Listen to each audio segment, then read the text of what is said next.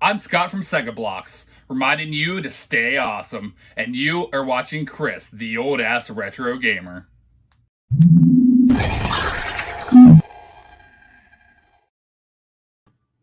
What is up, everybody? Chris, the old-ass retro gamer here. Welcome to the first of two Nintendo DS video game collection 2023 live streams. I will be talking about the first half of my collection. It's not a huge collection, but I got a lot of cool stuff. Weird thing is, this is a handheld console that I had zero interest in. When it first came out, or the DS first came out, I saw some video online. I saw ads at the local video game store, and I was just kind of like,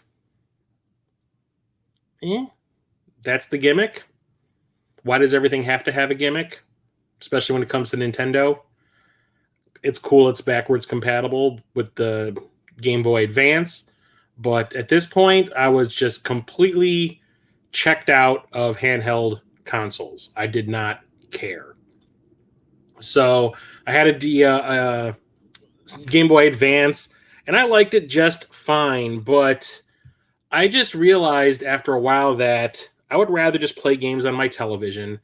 The only time I really played my Advance was at work, and time to do that was starting to get less and less. Like, I stopped bringing it at one point, and it just didn't really appeal to me anymore. I didn't want to have to buy, at that point we had the PlayStation 2, the GameCube, and the Xbox. So I had three consoles now, current consoles that I was buying games for.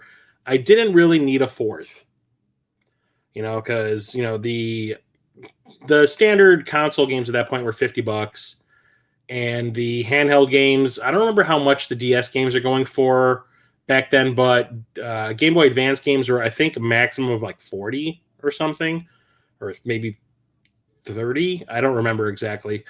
So I was like, I need to make a choice. Like, do I want to make myself go broke whenever games come out that I want to play, or should I just limit myself so I can do other things that I want to do, like go and see movies and, buy DVDs and all this other kind of stuff? So I just did not care at all. A friend of mine bought a DS and he said it was pretty cool. I just had no interest. So the DS came and went, and I never owned any iteration of it ever. Not a DS, not a DS Lite, not the DS EX, XL, whatever the hell they were called. Never. It wasn't until the 3DS was like in the middle of its life, closer to the end, I would say, when I got back into collecting in end of 2013, beginning of 2014, did I take any interest in a Nintendo handheld console. Not to say that I did not get a handheld console between getting a 3DS and the DS being released. I did get a PSP, but it was for reasons. I'll talk about that when I get to that console. But DS, never owned it once. Got the 3DS, realized that was backwards compatible with the DS and the DS Lite.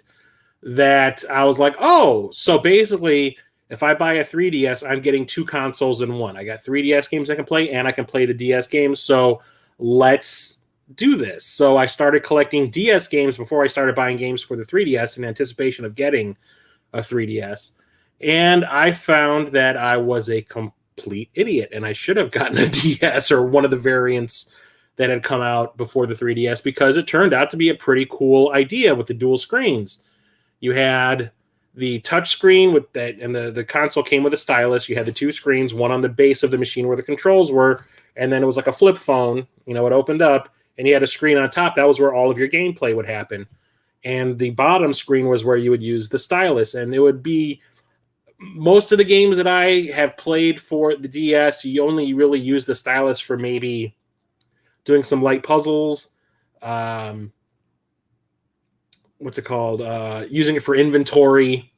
There was a couple of games that I read about at the beginning of the DS that was one of the reasons why I was like, I think I made the right choice, was like Ninja Gaiden. I don't remember what the subtitle of it was. It was like Ninja Gaiden Blade or something like that, or Dragon Blade, where you had to scratch the stylus along that screen to do slashes with your sword. And I think one of the Assassin's Creed games for the DS did that. I know that the Star Wars game that I have, or one of the Star Wars games that I have for this thing, definitely did that. And you had to use it to make your characters freaking move. So I had to tap where they needed to go. And then when you were attacking somebody, you had to tap the screen. I'll talk about that game when I get there too. That'll be in the next stream, by the way. So it turned out that I really enjoyed the DS, and I probably would have enjoyed it if I actually bought into it day one. But I did not. But, I found out later in the game that I was wrong. I admit it. And I like the console very much. I did like the 3DS more. I thought that the games did more with, like, the DS, after I started playing it, reminds me of like a handheld version of the Nintendo 64. Do not like the Nintendo 64 at all. The graphics look like Nintendo 64 graphics. The sound sounded kind of similar to Nintendo 64 games. Luckily, we did not have the controls of the Nintendo 64 on this thing, which was great. And then, like, when the 3DS came out, that reminded me of like a portable GameCube. So it was always like the handheld consoles Nintendo was making were always like a generation behind. Like, at this point, we're in the GameCube era, but the handheld console they had was a handheld Nintendo 64. During the Nintendo 64 era, we had the Game Boy Advance, and that was a handheld Super Nintendo. We had the Game Boy, that was a handheld, or Game Boy Color and Game Boy were handheld NESs, that kind of thing. Let me get a drinky drink. But anyways, I am rambling. I should just start talking about these games. I also need to bring up that YouTube is all of a sudden has a problem with my name. So I might just want to take this off the screen for now. Give me 1 second here.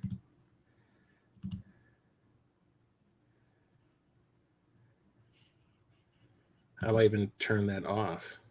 Oh, there we go. So that might even be a problem. They do not like my channel name anymore. It is now considered naughty. If I put my channel name in a title of a video, I usually would have the title of the video and then like a slash and then my channel name. Or if I put my name in the description of said video, it immediately gets like demonetized and I have to make an appeal. Usually, 9 times out of 10, it gets given monetary status once again. But at first I thought it was like if I was cursing in the video too much, which is why I've been trying not to curse. And it turns out it's not. It's because, you know, the ASS is in the name of the video. It's on the thumbnail. It's on the screen. So I think I'm just going to start. I'm thinking about possibly rebranding. Just don't have to deal with this crap anymore.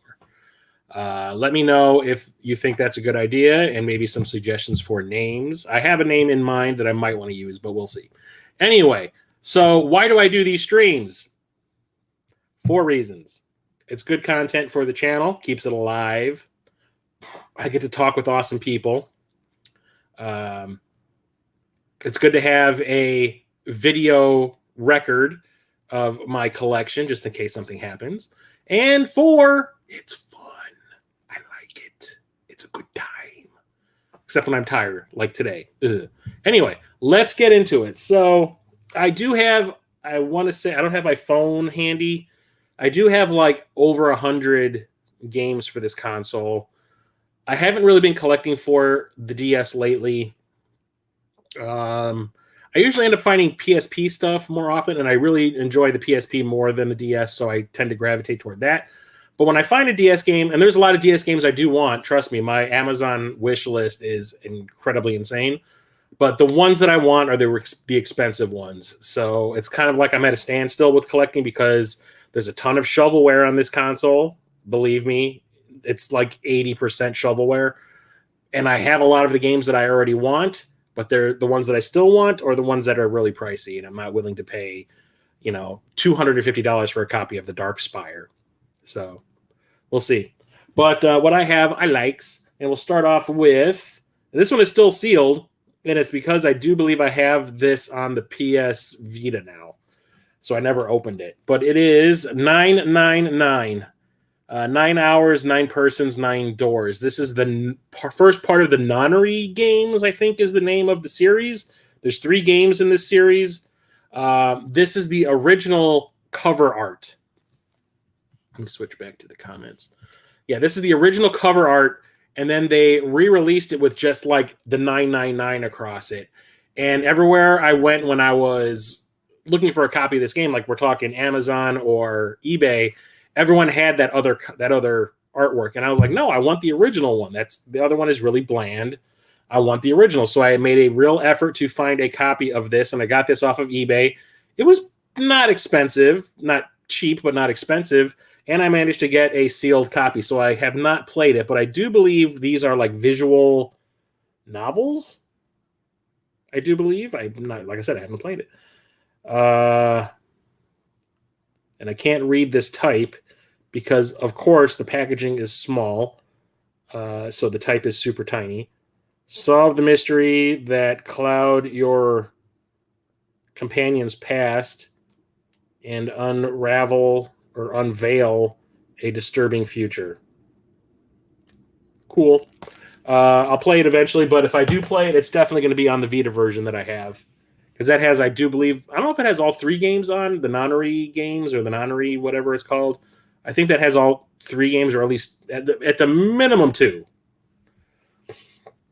Next up, we have Advance Wars Days of Ruin. This is a sequel to a series that began on the Game Boy Advance. Never had any of those games back in the day. But the thing was, one of my friends did, and he was the one who ended up getting a DS. I don't know if it was at launch, but he got one pretty early on. And I remember him talking about it in the car one day when we were going to hang out or something. I don't remember exactly what we were doing. But like all of a sudden he whips out the DS and he shows me Advance Wars on his DS. And he's like, it's really, really cool. It's a strategy game, but it's not like a really deep one. It's not like one of those ones you get on the PC. It's kind of like a kid's strategy game, I guess. I mean, it can get more difficult, but it's not super complicated. How about that? It's easy to pick up and play, that kind of thing. And you get out what you put into it, I guess. And I played it for a little while, and I do find it extremely fun. I do love strategy games. Was not big into them back in the day, but I do like it now. I really want to play this at length. I want to play through it, but I kind of want to play through the first 2 games that came out on the Advance first. So, build my way up to this, because for all I know, this has some sort of weird, if maybe the story carries on along all 3 games. I don't know. Maybe there's like some sort of weird, like, what I call difficulty spike that between the games, and all of a sudden I'm playing like the super hard one when I don't have any of the techniques down that I need to play through it. Next up is, this was one of the ones I was looking for because I wanted the ones that took advantage of what the DS did. Like, obviously this console has nothing but exclusives, but I wanted the ones that took advantage of what the console could do. And the fact that it opened up like a big ass flip phone and you could hold it on its side like a book, there's a lot of these graphic adventure type games, and again is one of those games. And if you look at the back, you have to hold the DS open like a book, and that is pretty cool. So the left screen shows the graphics of what you're supposed to be doing, and the right screen, which was the touch screen, is where you would use the stylus to select your choices and conversation trees, and describe, or like you have the descriptions of what you could do, and you tap which one you want to do, and all that kind of stuff, and do puzzles or whatever.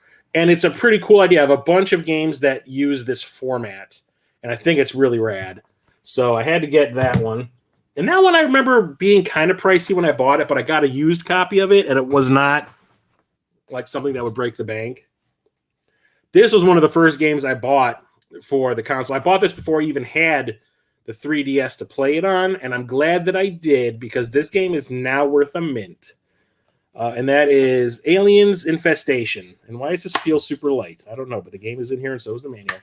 And I bought this brand new off of Amazon, and it is by WayForward. It is freaking amazing. It is a side-scrolling, sort of Metroidvania-esque game where you have 4 different characters to choose from. Is it 4 or 3? No, it's 3. 3 characters to choose from. Each has their own weapon type, abilities, strengths and weaknesses. But the thing is, you have permadeath. If one of these characters croaks, they are gone and unchoosable or unselectable for the rest of the game. And I do believe it affects the ending if you don't have all 3 characters still alive when you get to the end game. And it is pretty awesome. You get to do all the things that you loved in the Aliens film. You have the same sound effects. You have the sound effects of the aliens hissing and screaming and all that when you shoot them. You have the sound of the motion tracker. You get into a power loader at one point. It is super rad. Like, WayForward knew exactly what to take from the movies to put in this game to make it rad, and it is super fun. It's like a side-scrolling run and gun mixed with a Metroidvania, and it's awesome. I absolutely love it. When I first got my 3DS, the first DS game I popped into it was that, and I was like, oh, if I had a DS back in the day, this would probably be my favorite game on this thing.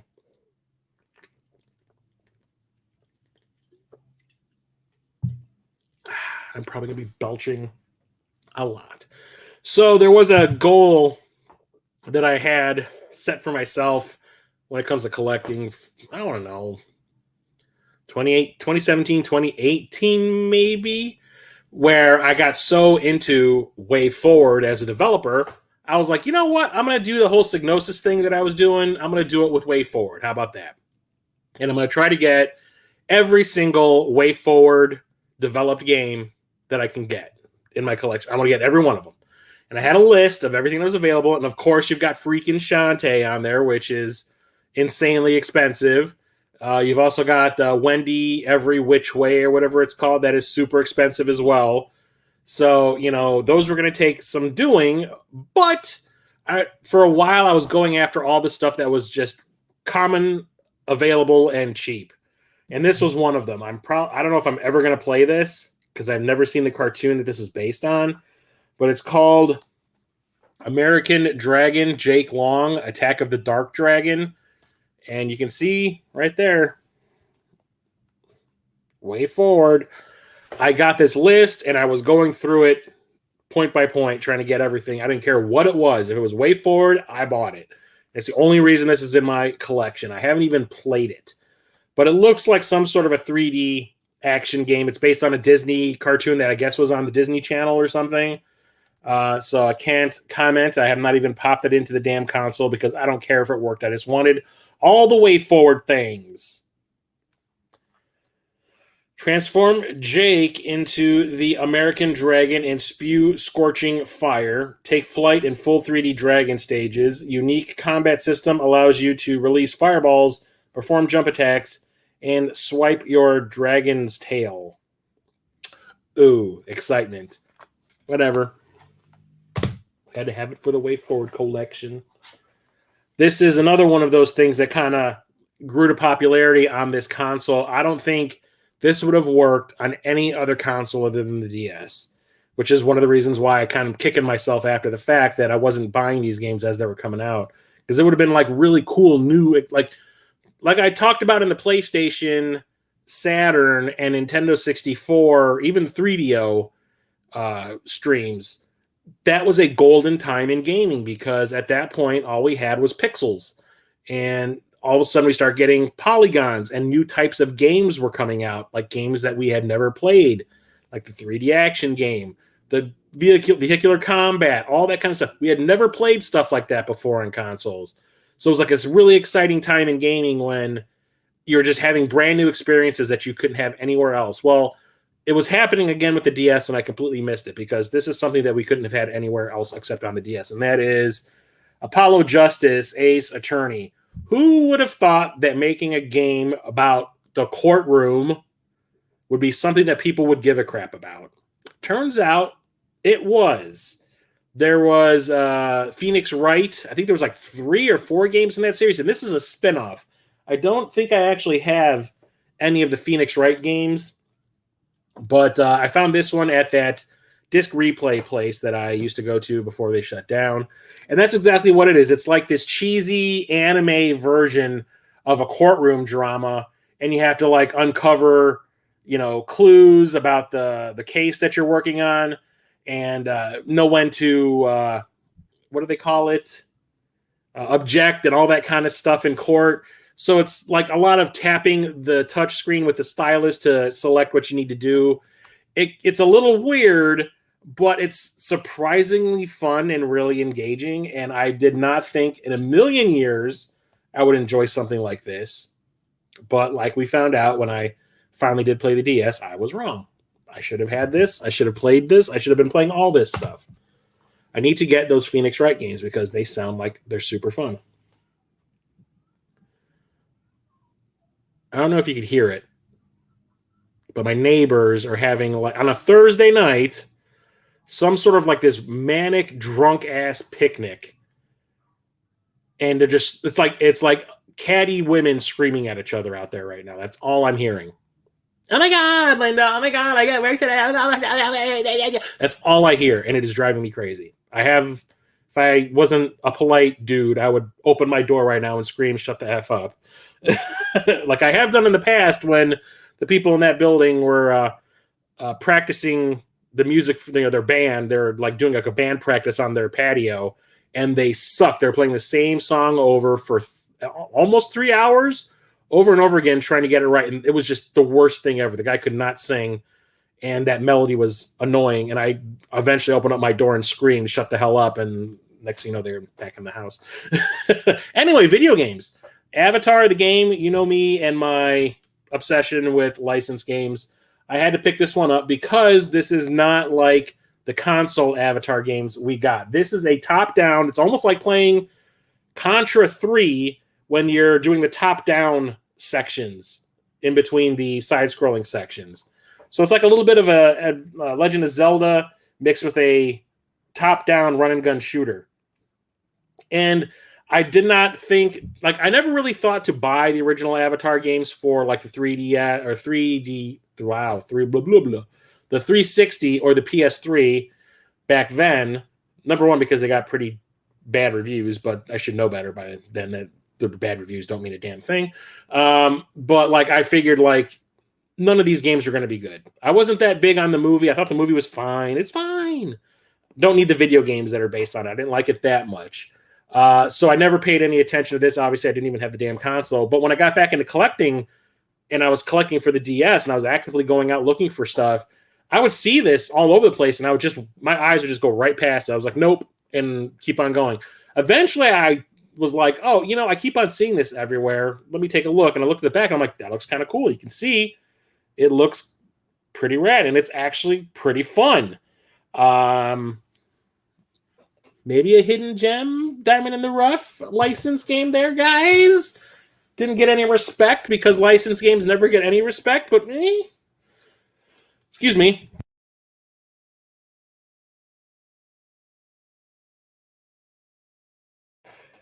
Ooh, had a little bit of the belchy. That's what I get for drinking soda. I should stop drinking soda. Next up, we have, this one's by Treasure, one of my other... That one snuck up on me. You bastard. Anyway, this one is by Treasure, one of my other favorite developers. That is Bangai-O Spirits. Wow, they just keep on coming. Excuse me. This is like a puzzle shmup, I guess is the way to describe it. So, now I got the hiccups. Whoa is me. You play as this little dude in a mech suit, and you're basically put inside this puzzle arena thing. You have to figure out how to get out. There's like fruit everywhere, and you have to collect said fruit. But there's also like enemies and like walls that you need to blow up, and you only have so much ammo to do it. You have like this massive like rocket assault thing that you can do where rockets come out of every orifice of your robot and can fill the screen, just destroy everything. But that also leaves you sometimes with not enough ammo to complete the stage. That's like a last-ditch effort kind of thing.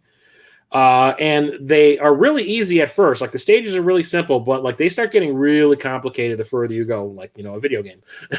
And it's really fun. It's really unique. I never really played anything like this before.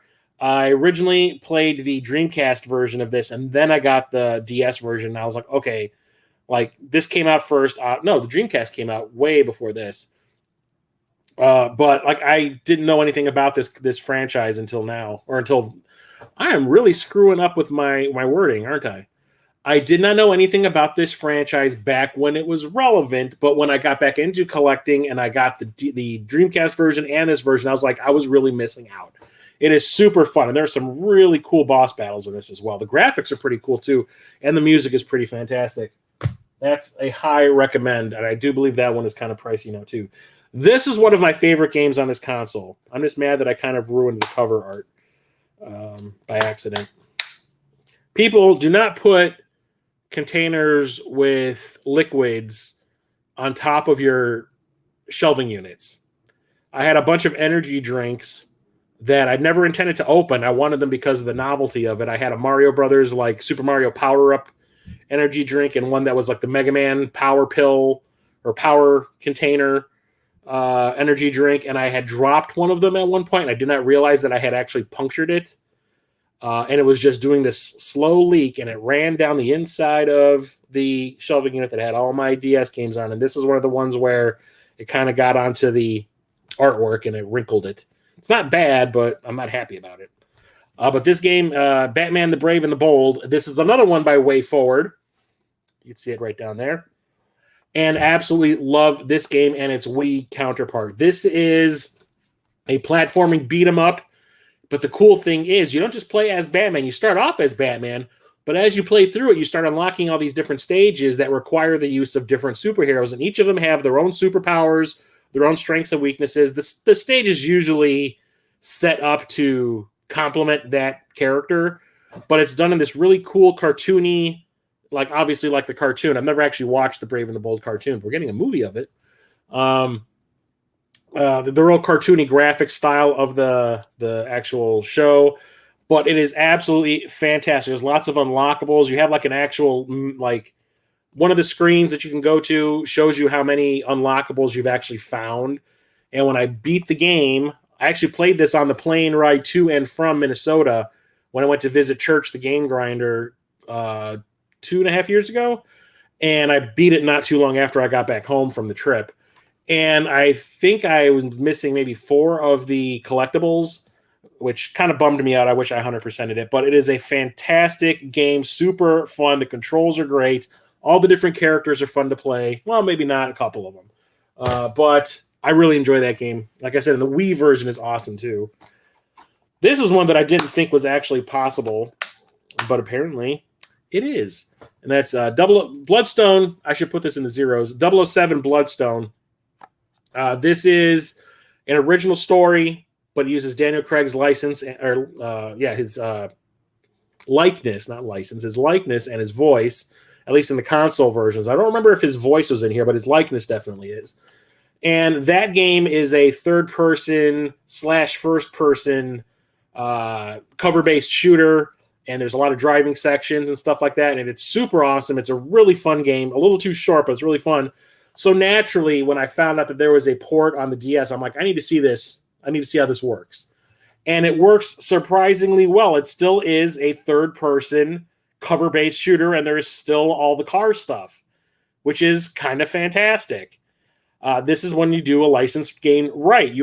How did they port a disc-based game to this dinky little cartridge? I don't know, but Activision, or I don't know if they actually developed this. I can't really read the people who developed, but the company that made this, they really made it work. I don't know how they did, but it's fantastic, and I like it just as much as the console version. Here's another one. It's a sequel to a console first-person shooter series, and that is Brothers in Arms DS. This is one of those World War II first-person shooter franchises that was alongside Medal of Honor and Call of Duty and all that stuff back in the original Xbox days and in the 360. And I don't think this one is actually a first-person shooter, if I remember correctly, because I only played this briefly. But if I remember right, according to the pictures, actually, it looks like it's a third-person cover, like a third-person shooter. First-person shooters don't seem like they work very well on this console, at least some of the ones that I've played, but I could be wrong. But it looks like a third-person. If I remember right, it is a third-person shooter, and there's some vehicle stuff too. Pretty cool. I wanted to get all the games in the franchise, so I picked that one up dirt cheap. Here is the one lone import that I have for this console, and I found this on eBay while I was visiting my brother in LA. I had made a goal for collecting to get all the games in this franchise. It was a movie and then it became a TV show. But all the games in this franchise, I wanted them all. There was one on the Game Boy Color, one on the Game Boy Advance. There's ones on the PlayStation 2, GameCube, and Xbox. And I found out that there was one that we didn't get in this country. They only got it overseas for the DS. And I was just putzing around on eBay on my phone while I was visiting my brother, looking up the Game Boy Color and the Advance games to see if they had dropped in price at all. And then I came across this, and I went like, hang on, what is this now? I think I want it. And I bought it while I was in LA, and when I came back from vacation, it was waiting for me on my porch. And that is Buffy the Vampire Slayer Sacrifice. It's by 505 Games, and it's not too bad for a licensed game on the DS. And the thing that got me was, I'm thinking it's going to be like a beat 'em up or something like that. No, you know what it is? It's like playing Resident Evil in the Buffy the Vampire Slayer universe. And it's kind of cool the way it works. The tank controls are all there and all that kind of stuff, but it's pretty fun. I just don't like how the boxes and these like British versions of the games are like double the thickness of a standard one. I'm like, why do they always need to be so bulky? I don't get it. But it's actually pretty cool. When it showed up, I popped it in and it works just fine on my 3DS. So this is not like a region locked thing. And it's pretty cool. It was pretty surprising that I was playing a Resident Evil style game. I didn't realize we actually had a Resident Evil game on the DS because did not have a DS back in the day. So it's pretty cool that I got that for the price that I did. Oh, my eye, it itches. Next up, we have this trilogy. And these were not too hard to find. The Game Boy Advance ones are the ones that are a pain. What's up, Waves? Buffy is bulky. Yeah, she's thicky. What's up, Peter? So I knocked these out pretty early on in collecting. I was thankful because sometimes they can be hard to find, especially complete or legit. Same problem you have with the Game Boy Advance versions. But I picked up all of the Castlevania games on the DS. I don't remember which order these go in, but we've got Portrait of Ruin, Order of Ecclesia, and Dawn of Sorrow. The only one I've actually played was Dawn of Sorrow. This was the first one I bought when I got back into collecting, and it is pretty awesome. Sad thing is, it's a continuation of the Game Boy Advance series. So when I realized that it was referencing characters that I had no clue who they were, I stopped playing it immediately. And I was like, well, got to start getting those games too now, I guess. And those took a while because I finally finished those off last year at the Mo Game Con that I went to with Peter. But I do believe this is the first one on the DS. I don't know which one comes after that, but Metroidvania games, obviously modeled after Symphony of the Night on the PlayStation 1 and the Saturn. Fantastic. The music in Dawn of Sorrow is fantastic. I absolutely loved it. So had to have all of these in the collection. We can put them back in order. Okay, yeah. So now that I have those other Castlevania games, I really need to start playing through them. Ooh, Castlevania. Ooh, man, they both got hard.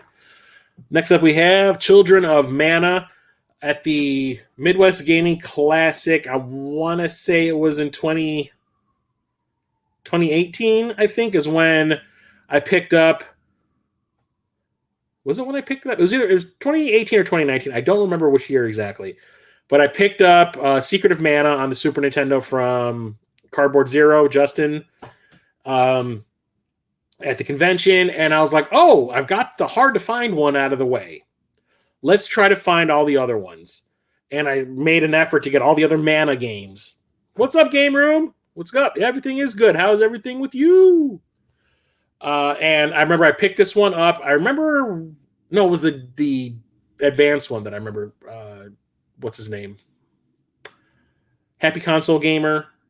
His buddy, Robman, was complaining about playing because he wanted to play it multiplayer and it wasn't totally multiplayer or something like that. I don't care. I don't plan on playing that multiplayer ever, so I don't care. Anyway, but yeah, I want to play through all these games. It's not going to happen anytime soon, but I did try this out to make sure it worked. I got this off of, I do remember it was Amazon. And it's just an action RPG, just like the original game. Well, that's not the original game. The one that's on the Super Nintendo we got is like part 2 or something like that in the series. But I'm excited that I think most of them, I do need to get the Final Fantasy Adventure, which I do believe is the first game in the series. I need to get all those Final Fantasy Adventure games on the original Game Boy. This is probably the newest game I got for the DS, and I got this from my boy, Jason from Corpse Flood Gaming. He was downsizing his collection. Was it 2 months ago he started doing it? And he gave me and Church first dibs at what was in the collection that he was getting rid of, and I snagged quite a bit. I got probably $1,000 worth of stuff from him, and I just finally finished paying it off. And this was one of the more expensive things I got from him. And that is Chrono Trigger on the DS. I would really like to have this on the Super Nintendo, the original console that this game was released on, but it's not in the cards because that game is super expensive, especially complete in box, which is how I collect. But I do hear that the DS version is like the definitive version. Like they've made quality of life changes. It plays better. It's the same game. It's just been tweaked. But nothing was really changed, if I remember right. So I hear a lot of people saying this is like the definitive version of the game. And it's an RPG where you do a lot of time traveling kind of stuff. I have not actually played it, so I can't comment because RPG. I probably should play this year now that I've doing the RPG thing, but I'm still slacking on that. But the thing is, I've tried for years to get a copy of this on the DS. Every single time. There was I don't know, it was before COVID. Square Enix would have these clearance sales on their website, and I would get an email saying hey, the clearance sale starts at so-and-so date on so-and-so time. Be sure to get there and, snag what you can. And I would always get awesome stuff. But every single time I would go there, the first thing that would sell out was this. And people were buying cases of these because the resellers, they suck. So I'm sitting there going, and they were selling them for less than $10 brand new on those sales. So people were buying 2 or 3 boxes worth of them just so they can sell them for $80 or whatever on eBay. And I was like, can I actually get just one copy, please? That would be fantastic. No, it wasn't meant to be. Instead, I ended up getting like Space Bust a Move or something. But I'm glad that I finally was able to get it from, I may help Jason out a little bit. So I'll play it eventually. Here's another one that I'm glad that I picked up when I did, because now it is worth a lot of money. This is one of the first games I remember buying for this console when I got back into collecting. That is Contact. This is like Atlas's version of Earthbound. So I remember Nintendo was talking about this in one of his videos, how it was like this really strange like an RPG. It's like almost like an action RPG where you're playing as this kid who finds out there's like aliens, and it's really, really bizarre. And I played it a little bit when I first got it, and I was like, you know what? This is going to be a long-ass game. I think I want to play some shorter stuff. So I put it down and never really went back to it. I really should, because it was pretty fun when I played it. So I need to get back into it. Things you won't find in Contact. This is what's on the back. A dull moment. Normalcy. A guy with spiky hair and/or amnesia. Dramatic monologues. The same battles that you've been fighting since the 16-bit era. Things you will find in Contact. Monkeys. Cosmic terrorists. Powerful attack stickers. Fishing. Cooking. Humor. Fun with Nintendo Wi-Fi. Deeper meaning in life. Costumes that increase your power and make you more fun to be around. I really need to sit down and play through this, because like I said, I really liked what I played. I just wasn't willing to put in the time when I got it. Once you buy new limited items to sell. I know, right? Like, can I just get a copy to play? That's my thing. I'm not trying to resell anything. I am not a reseller. I just wanted to be able to play it. Hold it in my hand. Something like that. You know what I'm saying? This one is really beat up, but it's because I paid appropriate for what it is. This is another one of those really expensive games that was developed by WayForward. And I've been trying to get this, or I was trying to get this in my collection for the longest time. And then I found this copy of it. I do believe I got it off of Amazon. And it was like super cheap, but it was complete. And it worked. But like, it is beat up. But I don't care. I'm just happy to have it in the collection. And that is Contra 4. Like, the PlayStation 2 era Contra games were like a great step in the right direction to get this franchise back on track after those abominations that were the PlayStation 1 Contra games. Like I threw up a little bit in my mouth. This is where it goes back to its roots. Instead of being like a boss rush type of thing like Shattered Soldier was. I haven't spent a lot of time with Neo Contra, so I can't comment. But this is where it goes back to what the original games were like. But the cool thing is, you know, the DS, you got the two screens, so now the verticality of the game covers both screens. So you're running through the jungle area, like from the original game, and it goes up to the second screen, and you have like this grappling hook thing that you can shoot all the way up to the second screen and grab and have your character latch onto that and drag him all the way to the top. Next time you're playing on the top screen instead of the bottom one. It was really cool the way it worked, and it is super fun. It's like a classic Contra game. Absolutely fantastic. Even brought back the behind the character, what do they call them? The base stuff from the original game, which is really cool. Absolutely love this game. It is fantastic. Probably one of my favorite Contra games behind Part 3. Shattered Soldier is probably my third favorite. Next up, we have these two games, which I was really excited about. I was like really making an effort to get a hold of these because they're first-person horror games, and that just sounded awesome to me. And then I played them, and I was like, it's not as great as I thought it was going to be. We're talking Dementium, The Ward, and the sequel, Dementium 2. So it's a first-person shooter where you're trying to escape. The first one, at least, is where you're trying to escape a mental asylum, and it's cool, but it controls not the greatest. The control is not the greatest. How about that? I was a little bummed out by it, to the point where I never really wanted to play the second one because I got maybe an hour into this one, and I was just like, I'm not really totally enjoying myself with this. Maybe I wasn't in the right frame of mind. Probably because I was playing it while I was taking a dump. I don't know. But it's not the greatest. Like I said, first-person shooters don't seem to work the greatest on the DS. Don't ask me why, but they don't. And the second one is more of the same, as you can see. So I haven't really played this one at all. Well, I haven't played this one at all. I've only played this one for a little while, and I was not thrilled. But whatever. Let's go. Next up, so when I first got back into collecting, the big thing I did was I scoured Facebook groups that I was in, for video game collectors, looking for people selling DS stuff really cheap. And I found this one dude who I think I'm still friends with on Facebook that was selling like his entire DS collection. He was doing it like in like blocks, like in chunks.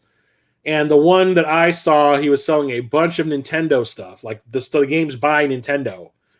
I bought Pokemon Black and White, like the first versions of Pokemon Black and White off of him.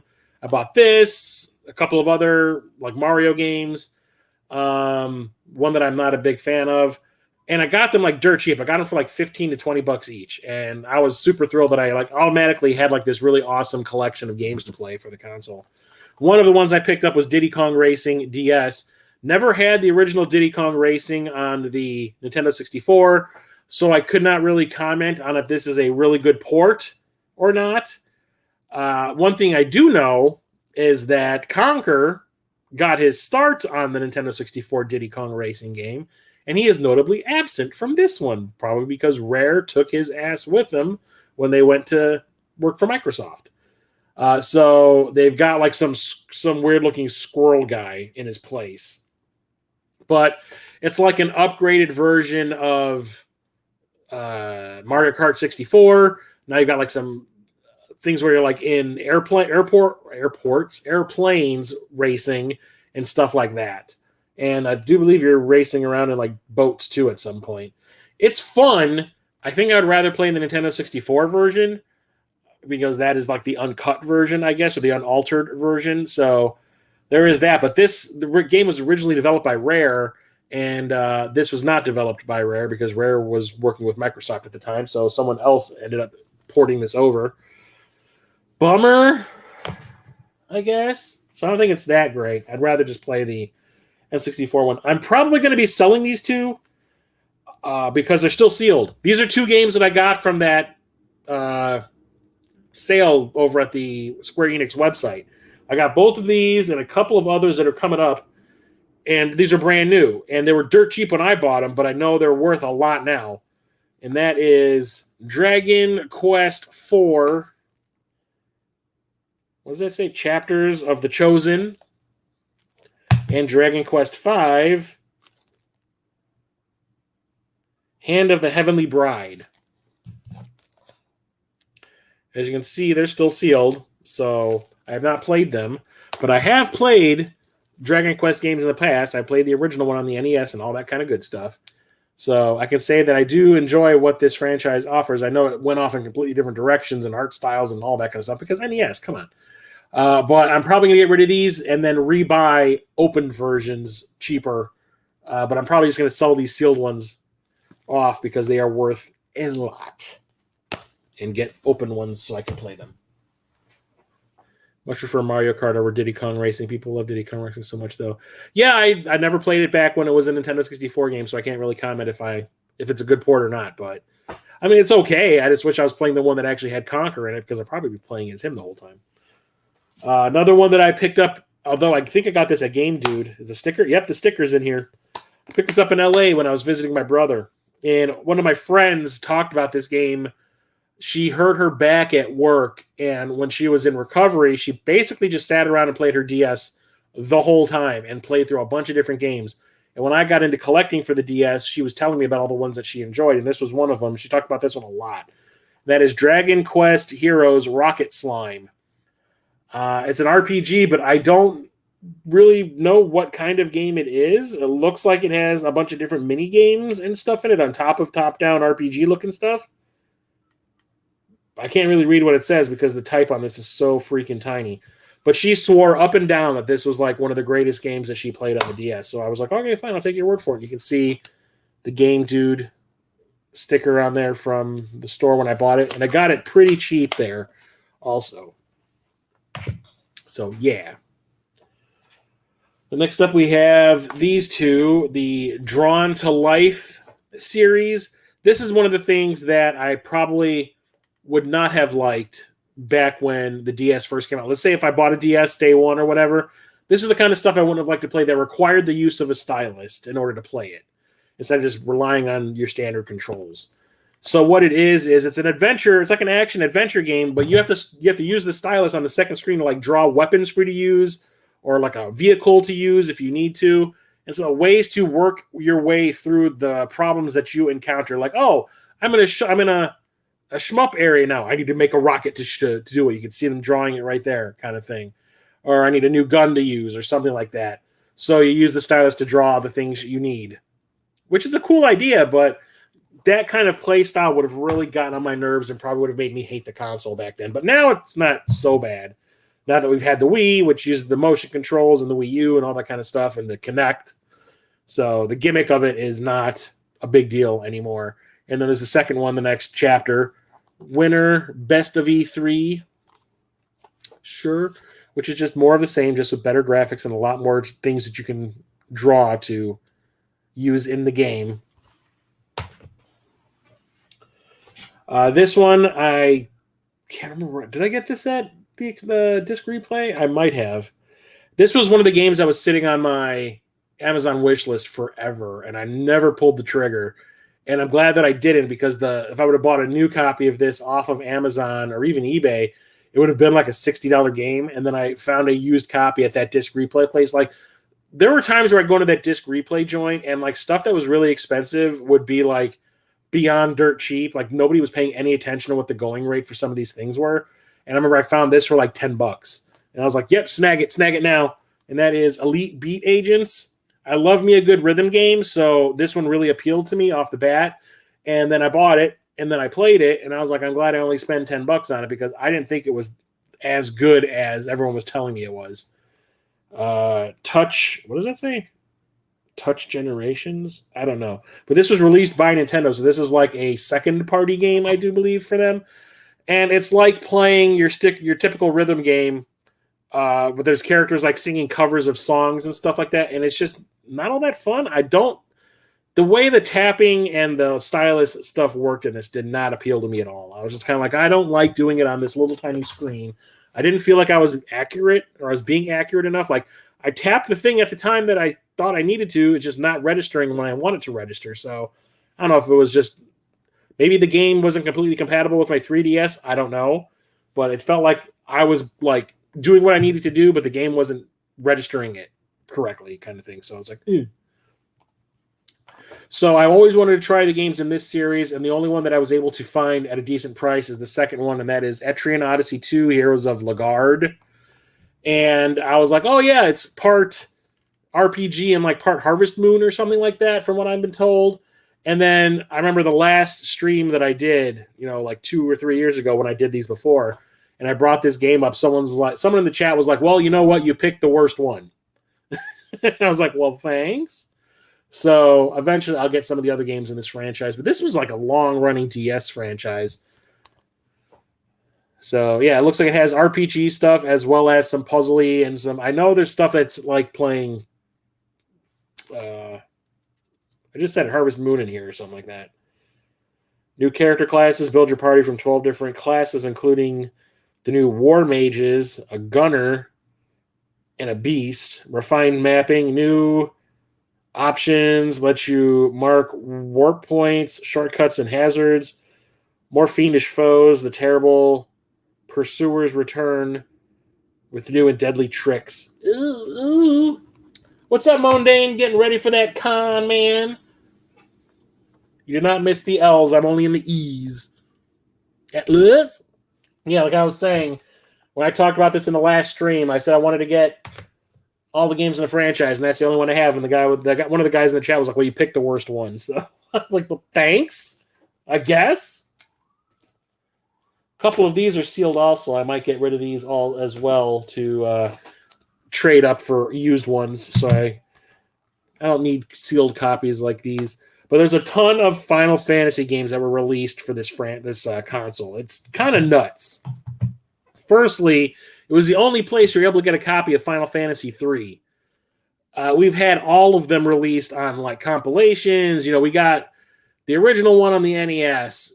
We skipped 2 and 3, Went straight to 4 on the Super Nintendo, but that came out as 2 over here. Skipped over 5, got part 6 as part 3 over here. Actually, they got re-released on like compilations for the PlayStation 1, but this is the one that we never actually got until this got released. And this is the one, I think it's because of the job system in this is the thing that Square Enix thought would not appeal to American players, so they skipped over it completely. But I played it a little bit just to see what it was like, and I was like, it's like a Final Fantasy game. What do you want? You know, reminded me a little bit of Final Fantasy IV mixed with the original, so I didn't really care.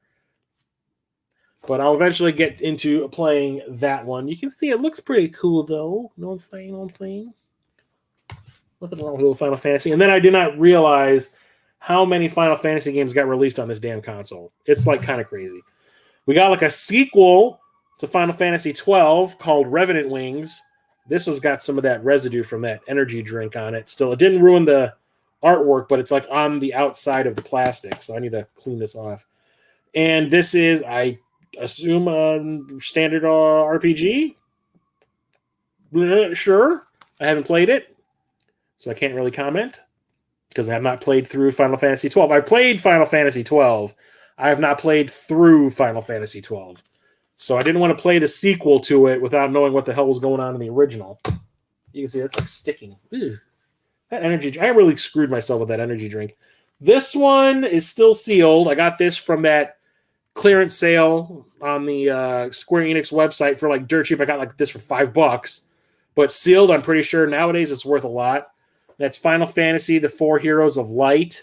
I don't know if this is in regards to something from another game, but the art style is really cartoony. It reminds me a little bit of what the characters look like in Bravely Default. But yeah, it's like a little cutesy RPG. So it was like marketing these towards kids, I guess. But that one is sealed, so I have not played it. I have not played this one either. It is still sealed. And this is Final Fantasy Crystal Chronicles Echoes of Time. We had a Crystal Chronicles game on the GameCube, and I do believe this is a follow-up to that. And this is another little cutesy-looking one, but I haven't played it because it's still sealed. So, can't comment. There's another one that I have that I got from that clearance sale that is still sealed, so I cannot comment on it because I have not played it. And this is another Final Fantasy Crystal Chronicles game. This is Ring of Fates. Got these for like $5 each, guys. And that looks more like your typical Final Fantasy style game. You can see the Blue Mage there, which is pretty rad. I always love the design of the Blue Mage. So, haven't played this one. It's still sealed. And have not played this one either. And this is Final Fantasy Tactics A2 Grimoire of the Rift. So, a sequel to Final Fantasy Tactics, or maybe a revamp. I don't know what the A2 is supposed to stand for.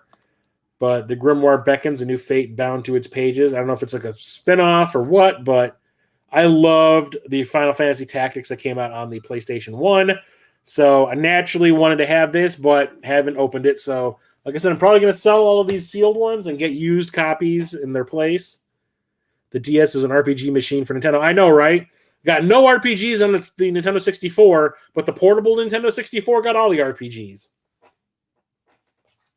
This one is one of the first games I bought for the console, and this one is like an action RPG. And I guess it's a sequel to like a Famicom game that we never got over here. And I played it when it first showed up, and I was like, this is kind of cool. Maybe I should look for the original game, because it turns out this is like a sequel. That is The Glory of Heracles. So it's based off of Greek mythology, and it's a pretty cool RPG. The magic system is kind of neat because you need to, if you cast a spell, it's like these numbers show up, like Greek, or was it Roman numerals show up. And you have to tap them in order. They're like scrambled. You have to go like 1, 2, 3, 4, 5, 6. You know, I think I got as far as where it got to like 8. And they're like scrambles. So you got to go like 1, 2, 3, 4, 5, 6, 7, 8, you know, kind of thing. And rapid fire succession in order to pull off the spell you're trying to do or the attack you're trying to do. And it's really cool the way it works. I had a lot of fun with it, but once I found out that it was a sequel to a pre-existing game, I was like, nope, stop. Maybe get the original, see what that's about before you jump into a sequel. You know me. Same with this. I had this before I had the original games that debuted on the Game Boy Advance, and that is Golden Sun Dark Dawn. So I remember the story where I got the 2 Game Boy Advance games in this series for like dirt cheap at Half Price Books because of a sale they were having. I was super thrilled because I wanted to play this game so bad. I've heard so many good things about it, but I didn't want to start playing this without having played through the first 2, and then I got those dirt cheap. But I had this sitting on my shelf for like a year or 2 before I even got those advanced games. But it's another action RPG, and it looks pretty cool, but I have not played it because I don't want to play the 3rd game in a series without having played the first 2. Golden Sun. I can't talk. God damn. So you got your backpack all set up that you talked about in your video where you're talking about the things you need to bring with you to a convention.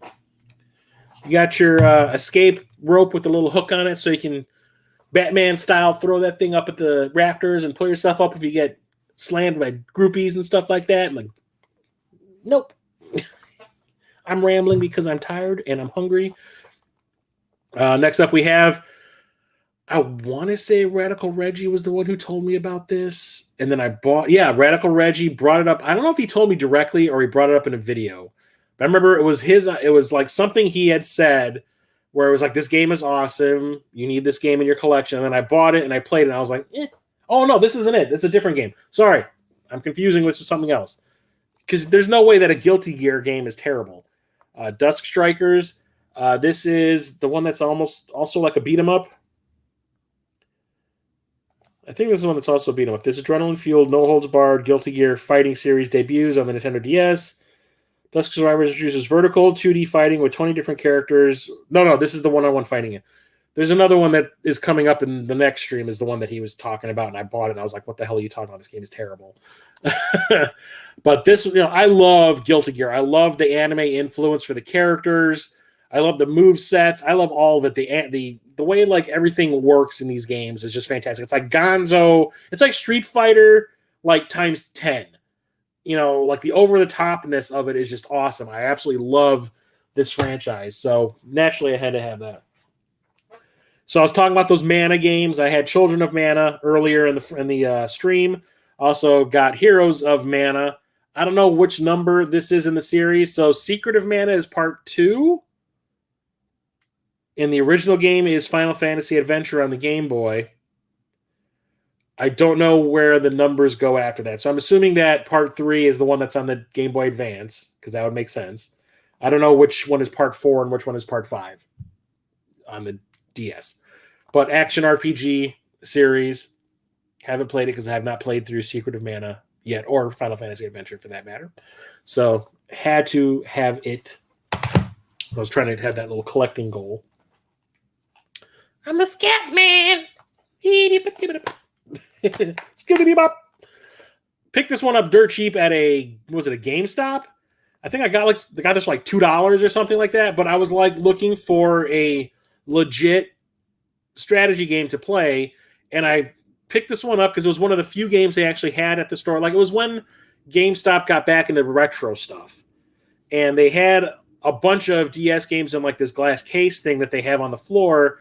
But only like 2 or 3 of the games actually were complete, like with the case and the manual and all that. And this was one of the ones that was complete. So I was just looking through them to see which one was which. And I saw that this was a legit like PC style strategy game. Just happens to be licensed from the History Channel. And I looked at the back and I was like, okay, now that looks kind of cool. I don't know how it's going to work on the DS because I still haven't played it. But like a legit PC style strategy game, hell yeah. If it's like Total War kind of thing, I was like, I need it. So I picked it up. I don't know if it's good or not. Wanted it so bad that I never played it. You know what I'm saying? This is the contentious one. So this one is, I bought it because it's ridiculous and I'm surprised this exists with the content that's in it. I brought it up to Radical Reggie in a video, and he was like, yeah, that's probably one of the most racist things I've ever seen. But if you guys remember Homies, those little like plastic figures you would get in a vending machine that were like all racial stereotypes. There was like, black ones and Latin ones that were all like gang members and shit. and Asian ones. It was all like stereotypes of all the different, types of people out there. And a guy that I worked with at the time that those things were out, like, was obsessed with them, and he was buying all of, like, he'd come into work the next day and he'd have a handful of them, and he would have them all lined up like on this power strip that we had along the wall in our manufacturing area. Not manufacturing, it was like the shipping area. And he actually got in trouble for doing it. Like, one of the managers came out and he's like, do not have that kind of stuff out here. I don't want to see that. I was like, okay, I still have one that he gave me that is kind of funny. But the fact that I found a video game based on homies called Homie Rollers, I was like, oh no, I got to see what this is all about. And if you look at the cover, you can tell it's a kart racing game, but it's all about racial stereotypes. Mostly the Spanish variety, like the Latin variety, because one of the main characters in this game drives a burrito with wheels. So I brought it up to Reggie because he was always throwing out like game titles to me, like, you need to have this and you should have this. And I was like, have you played Homie Rollers, as a joke? And he's like, what's that? And he looked it up. He's like, oh my, I think I need this. And I was like, well, I have it, and I'm pretty embarrassed that I do, but it's just strange that this exists, and a video game company thought it was a good idea to license that and turn it into a video game and continue the stereotyping. It's not a good game. It's a pretty craptastic kart racer, but collectible kind of thing to say, like, look what I got. I got this weird-ass thing that should not exist, yet it does. Not proud that I own it, but sure. Remember, I bought this. So, was it during COVID? I think it was during COVID. Target started selling retro stuff on their website. The Q Dogs, I think, were the first people that ever brought it up to me, that they had bought like some Game Boy Advance games that were still brand new off of the Target website. And it was not from like a seller selling through the Target website. It was like from Target itself. It was like somebody in some warehouse found all this old stock that they never sold from back in the day, and was like, just put it up on the website and people will buy it eventually. And he was getting this stuff dirt cheap. And then I went and searched and I found Honeycomb Beat on the website. And it was like brand new, and it was $25, I want to say. And this was one of the games that I have on my wish list on Amazon, and it's like $40 there. So I was like, sure, I'll buy it for $25. I don't see this in person when I'm out shopping, looking for games, going out game hunting. I never see this, so now's the time. Pull the trigger, and I did. And it showed up, and then a day later, I went to Half Price Books, and they had a used copy of it for like $8. So I was like, shit. So I bought the used copy, and since I never opened the one that I got from Target, I brought it back to Target, and I got my money back. And it's like a rhythm game, but it has to do with like hexagonal shapes and stuff, and I was not like a big fan of it. I played it for like 30 seconds, and I was just kind of like, what am I doing? I was like, not a big fan. I know Peter was like a big fan of this one. So I remember he talked about it in one of my streams. Maybe it was when I bought it or whatever, but I wasn't really that big of a fan. What has beaten the name, it means it's a rhythm game. Chris is the only Mo Gamecom crew member that likes rhythm games as much as I love rhythm games. I love them. I'm going to do it. Oh, God damn it. Her name's on the tip of my tongue, too. The lady who sang the theme song to Titanic. The French-Canadian lady. Like, I love it. That's how she says it. So I was talking earlier in the stream that I really was trying to go after those games that like did interesting things with the DS. It opens like a book, but it's, horizontal.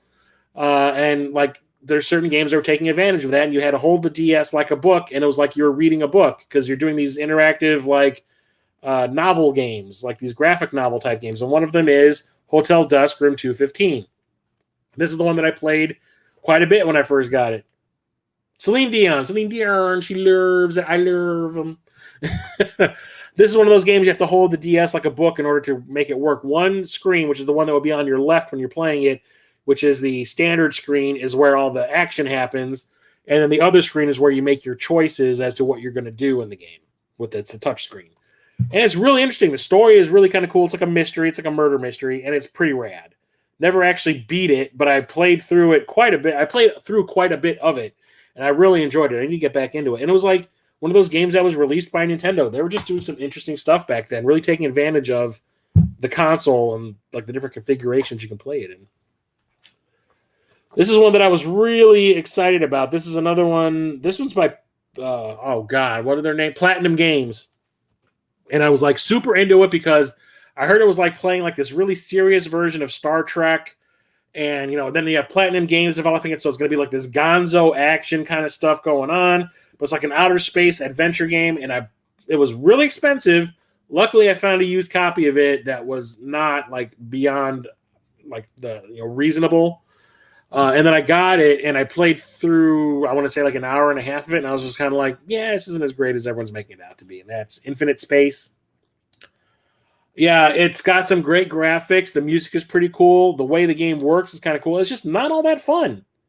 I remember not really enjoying my time with it. It is like complicated and obtuse and I don't know. I could not really get into it. So that's probably my problem, but maybe I just wasn't in the right frame of mind again.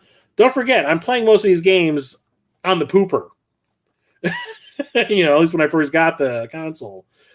So I probably should give it another shot at some point, especially when you consider how much I paid for it. This is one of those games I found at that disc replay joint. Like they had crazy amounts of DS games. The only reason I did not buy all of them from them, because they're all reasonably priced, was they were one of those places that if they only got the cartridge in a, like somebody was selling games to them and it was only the cartridge, they would make their own cover art. And I was not down with that. So I could have been buying crazy amounts of DS games. I probably have double what I have right now if it wasn't for them doing that bullshit. But one of the games I found there, and it turns out to be like a diamond in the rough, is this game called Insecticide. And it's kind of like, the art style reminds me a lot of almost Oddworld. Kind of like a mix of Oddworld and like Beyond Good and Evil, I guess, and like Psychonauts. It always made me think that this was developed by the people who made Psychonauts, but it's not, because it's very reminiscent art style-wise. But it's like a third-person action-adventure game where you're like playing as this bug cop trying to solve a murder. And it's pretty fun. I was surprised. I never heard of this back in the day. Like I said, I wasn't really paying attention to DS stuff, so I wouldn't have known. But even like in the videos I was watching at the time, because I was doing all my research about the DS and the 3DS when I made up my mind that I was going to buy a 3DS and that it was backwards compatible, I never heard one person ever mention this game. So I found it there and I was like, okay, well, number one, it's a good thing that this isn't one of those ones with a custom cover. But number two, the game actually looks pretty cool. And number three, it was $5.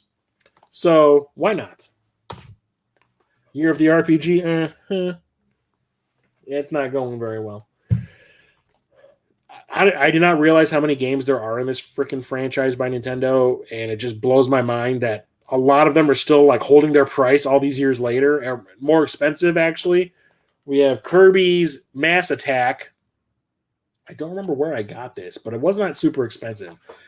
But I have not played this one, but I'm sure it has to do with mounds and mounds of little Kirby babies.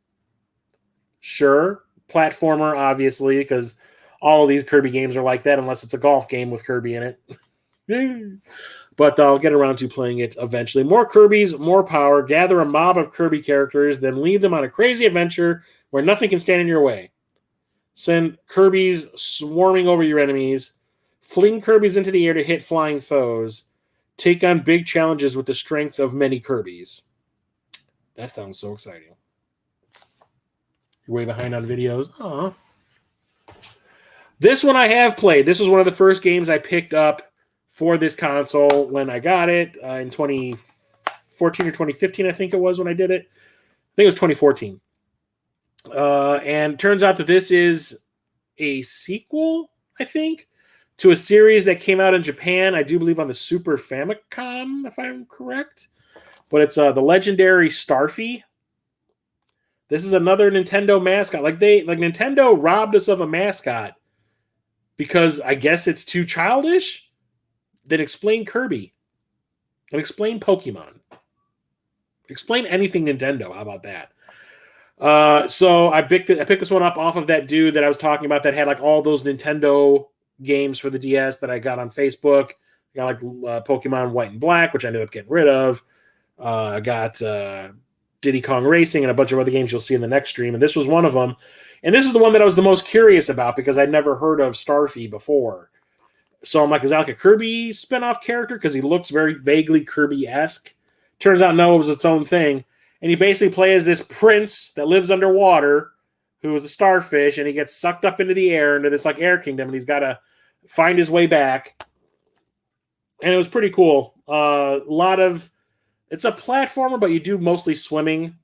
It's pretty fun. It's very easy, and it's easy to pick up and play, obviously, but it's like a little kid's game. And I can see why they probably thought that like the core gamer base for the Super Famicom wouldn't have been into it. But honestly, I think it would have been just fine if they released it. We would have had a new mascot for NES, and we'd have this character in the Smash Brothers games. But I enjoyed it. What I played of it, I enjoyed it. I did not beat it, but I enjoyed what I played of it. Starfy! I make them a year ahead of time, by the way. Tides of Flame! Amon Dane is here, even though he's packing for Siege. It doesn't have triangle boobs. It's not a good mascot for Americans. I know, right? Damn it. Lara Croft ruined it for everybody. This is another game I did not know continued on the DS. This is based off of an arcade game that had a really popular port on the NES. And then, like, out of nowhere, here's a sequel on the DS. And I remember putzing around on Amazon one day, came across this, and I was like, what now? When did this happen? Why did I not know this exists? How come no one's talking about it? I love the original game. I played the crap out of the NES one. Never really played it in the arcade, but I have a couple of arcade game compilations for like the PS2 and the Xbox that have a arcade perfect port of the original game on it. But where did this come from? And why is nobody talking about it? It's The Legend of Kage 2. What? I can still hear those catty girls over there. Oh my God, Lisa, you gotta listen to me. Like, oh my God, somebody stepped on my shoe the other day. And I was like, do you understand that these are Dolce & Gabbana? It's that kind of shit I'm hearing over there. It's driving me crazy. Anyway, it's like a more complicated version of the original game. The characters are definitely a lot larger, but it's an action slasher, hack and slash type of game. And it is kind of awesome. I didn't play through it, but I played it for a good deal of time when I first got it because I was super curious about it. I'm like, I got to try this. I love the original. Why did I not know this existed? And it's pretty awesome. I need to actually play through it all the way, but it's great. It's great. These I all found, I think it was both of these I got at Half Price Books, and I got them really cheap. Like, sometimes Half Price Books is overcharging, sometimes they're undercharging. It's a rare thing when I find them undercharging now. Mostly they overcharge because of COVID started that whole thing, and honestly everywhere. But I found these before COVID dirt freaking cheap at Half Price Books, and I was not sad. So when you see them, you know why. Legend of Zelda Phantom Hourglass and Legend of Zelda Spirit Tracks. I found both of these, I want to say within a month of each other at Half Price Books, the same one. It was like somebody sold their collection one day. I showed up the day that they put them on the shelf, picked it up, picked all the good stuff out, came back the next week when the guy sold the rest of it and got the other good stuff there too. But the thing is, these are two of the Zelda games that take place during the Toon Link era, which I hate. I know hate is a strong word. I do not like the Toon Link design. I don't like Wind Waker. Like me and Captain Algebra, we bonded over our dislike of Wind Waker. And this is just more of the same, except, there's still sailing in this one, and I'm pretty sure I'm not going to like that either. But this one looks more like a traditional Zelda game. It's top-down and looks like Zelda 3. Not sure about this one. This one looks like it has that kind of stuff too, but there's also behind the Link stuff, and there's also boating stuff, so I don't know. I have avoided playing these because I want to have all the Zelda games. I'm getting kind of close. But, yeah, those were the two that I was kind of like, eh. Toon Link is cuddly, though. I want to punt him like a football. Because his head and his eyes look like footballs. Kappa put me in the penalty box. Yeah. I'm pretty sure he's right now going like, nope, Pico, nope. We're not friends anymore. You brought it up. The game that shall not be named. And the last game I'm going to talk about is one of those games I was talking about with the Way Forward collecting. I was trying to get all the Way Forward stuff a few years back. I've kind of put the kibosh on it because, like I said, I don't feel like buying a complete in-box copy of Shantae or Wendy Every Which Way because I will probably be living under a bridge somewhere if I do. But when I was buying all the cheap stuff that I was aware of, one of them was Looney Tunes Duck Amuck. And you can see it was made by Way Forward right there. And this is one of the ones where I bought it and I was like, I don't need to play it. I just want to have it because of the Way Forward connection. So I've never actually popped this into my 3DS to see if it's worth playing, but to me it just looks like a bunch of dinky little mini games. So, yay. And it does not look that good.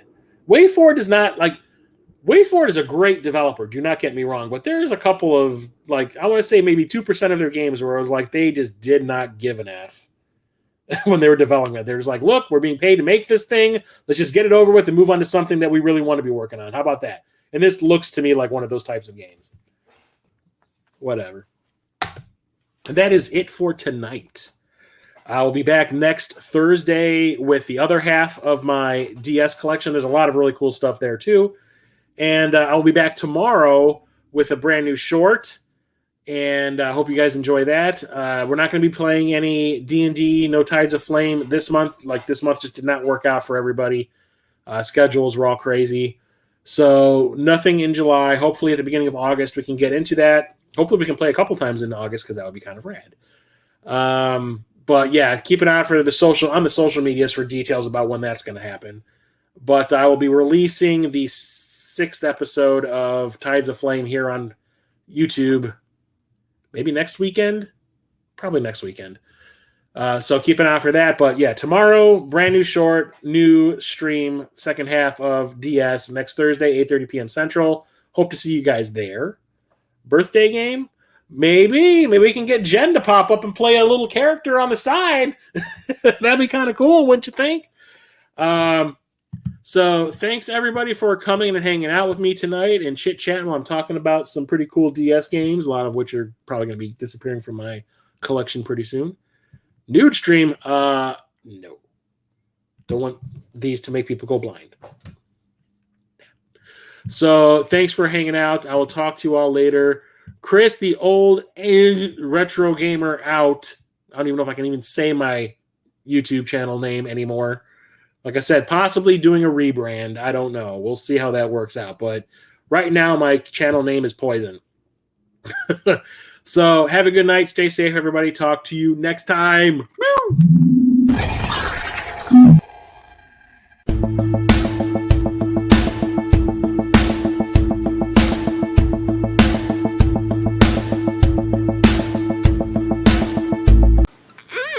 So good and tasty. Yes, it is. I ain't lying.